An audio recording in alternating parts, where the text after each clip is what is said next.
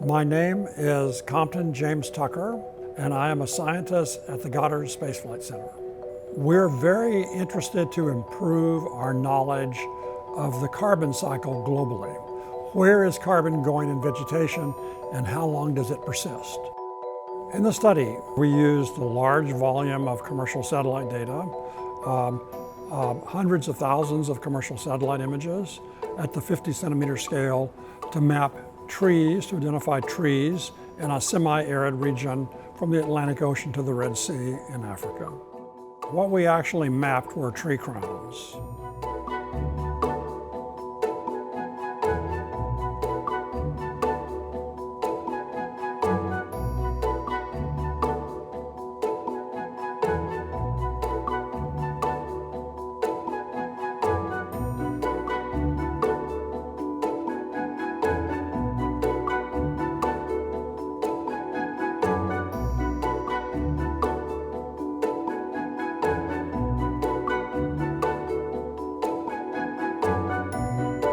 We then used our tree crown data to make predictions from the allometry, which was also collected in the same region.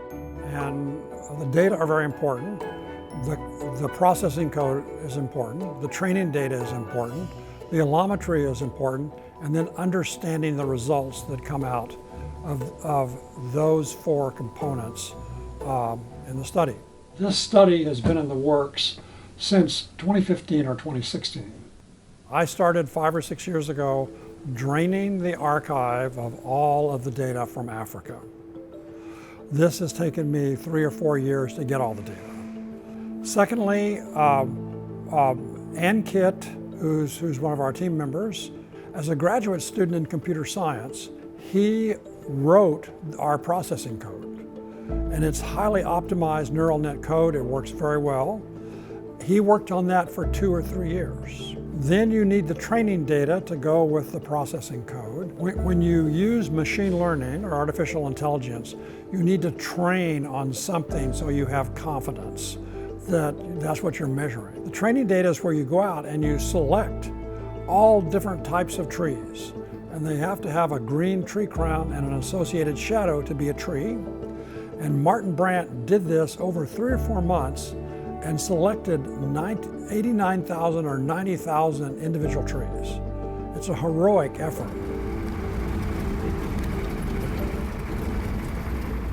Now there are people like Pierre Arnaud, one of our co-authors, who go out and they sample trees and they measure the tree crown. They then cut the tree down. They then measure the volume of leaves in the tree crown. The same for the wood and the same for the roots. And so we then convert the tree crown data, which we measure, into the predicted leaf mass, or carbon, the root carbon, and the wood carbon of every individual tree. You know, individual tree crown is probably the highest resolution you're gonna get, and like knowing the exact number of trees and also when they have leaves throughout the year is going to be really, really important for improving our climate models. Then you put all this together and you run it on a supercomputer. So we would run the data this way, run it that way.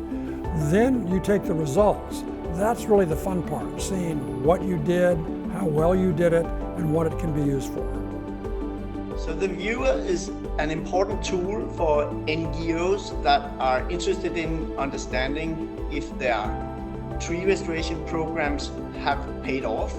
But it can also be used for the local farmer who would be interested in knowing how many trees are standing on the fields and are they alive, are they dead, etc.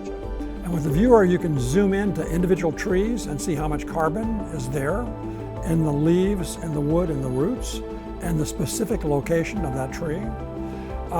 Or you can aggregate the data up to an area of 100 meters by 100 meters or 1 hectare. We plan to expand our work next to Australia, and then maybe to Eastern Africa, Southern Africa, Central Asia, and possibly other arid and semi-arid areas.